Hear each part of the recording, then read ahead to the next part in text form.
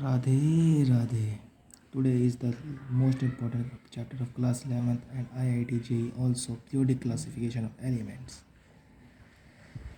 हाँ, तो सिंपल सबसे पहली बात, what is the classification. Classification होती क्या है? The grouping of anything on the basis of similarity और डिसिमिलरिटी इन देयर प्रॉपर्टीज़। ये तो किताबी बात होगी, किसी को समझ नहीं आ रहा, मज़ा नहीं आ रहा, क्या है ये नहीं पढ़ना, सही से बताओ यार। ये पढ़ना होता था वीडियो में थोड़ी आते। तो लो आपके लिए बिल्कुल शुद्ध भाषा हिंदी में बता रहे हैं। जब भी किसी चीज़ को हम ग्रुप करते हैं, इकट्ठा करते हैं, किसी उसके सिमिलर प्रॉपर्टीज़ बेसिस पे, मान लो हमने कुछ चीज़ इकट्ठी करके रख दी, सामने रख दिया, एक जैसी चीज़ को हमने अलग कर दिया, तो वो चीज़ हो गया हमारी। उस सिमिलर प्रॉपर्टीज़ को हमने एक साइड कर दिया, अलग कर दिया, तो वो क्लासिफिकेशन होगा उसका। मतलब कि एक इकट्ठा एक जैसे सामानों को अलग करना उनके प्रॉपर्टी के हिसाब से, कि इसमें ये सिमिलर इसलिए अलग कर दिया, ये इससे अलग है इसलिए इसको हमने अलग कर दिया, तो वो क्लासिफिकेशन। तो हमें जरूरत क्या पड़ी एलिमेंट्स को क्लासीफाई करने की? एलिमेंट तो बहुत सारे हैं, जरूरत क्या क्लासीफाई करने की? तो in 1800s 31 elements are known by 1865 the number of elements more than double of 65 at present approx 120 element are known. ये क्या फिर आ गए इंग्लिश में? ये मज़ा नहीं आ रहा, सही से बोलो यार। हिंदी में मज़ा आता है तो हिंदी सुनो। 1800 ईस्वी में, सन 1800 में खाली 31 एलिमेंट्स को हम जानते थे, और 1865 के होते होते हमने एलिमेंट्स की जो अमाउंट होगी वो दुगनी हो से भी ज़्यादा हो गई। जैसे अप्रोक्स 65 के करीब निकल चुके थे, और अभी के टाइम में हमारे पास अप्रोक्स 120 एलिमेंट है। अब जैसे कि दिन ब दिन बहुत ज़्यादा एलिमेंट डिस्कवर होते जा रहे थे, रोज़ ज़्यादा निकले जा रहे हैं, सबकी प्रॉपर्टी अलग अलग है, इसलिए उनकी प्रॉपर्टीज़ को इकट्ठे करके समझ पाना बहुत मुश्किल हो रहा था। इसलिए उनकी स्टडी जो आसान हो सके, ताकि हम उनकी स्टडी आसान हो सके, उनके जैसे और प्रिडिक्ट कर सकें, जैसे जिनकी स्टडी आसान करने के लिए, उनके बारे में समझने के लिए कौन किसकी क्या प्रॉपर्टी है, इसके लिए हम उसको क्लासीफाई करने की बहुत ज़्यादा ज़रूरत पड़ गई थी, जिसके लिए हमने उसको क्लासीफाई किया। जिससे कि जब उसको क्लासीफाई कर दिया गया तो इससे उसकी प्रॉपर्टीज़ के बेसिस पे हमने अलग अलग एलिमेंट्स को भी डिस्कवर करना शुरू कर दिया था।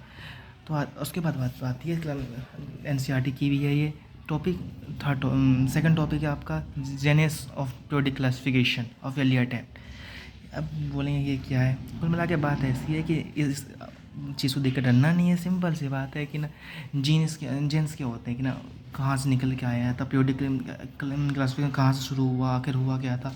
जैसे कि हम जानते हैं बहुत सारे लोग इस क्लासीफाई कर लेते हैं एलिमेंट को, अलग अलग तरीके से ढूंढे जा रहे थे, बहुत सारे साइंटिस्ट में लगे पड़े थे। लेकिन लगभग 1800s में जर्मन केमिस्ट थे जॉन डोबराइनर, जिन्होंने एलिमेंट्स को क्लासीफाई करने के सब अपनी अपनी प्रॉपर्टी दे रहे थे कि नहीं इस हिसाब से क्लासीफाई करना है, ऐसे क्लासीफाई करना है। जॉन डोबराइनर थे जो 31 एलिमेंट को उनके टाइम में डिस्कवर हो चुके थे, 1800 की बात है। और 1820 में उन्होंने 3 सिमिलर एटम्स को इकट्ठा किया उनके एटॉमिक मासेस के बेसिस पे जिसे उन्होंने कहा trades.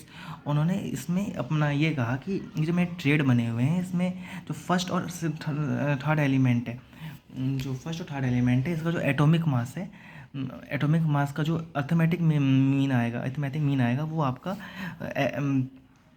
Equal to second element के मास के। अब ये कौन सी बात हो गई?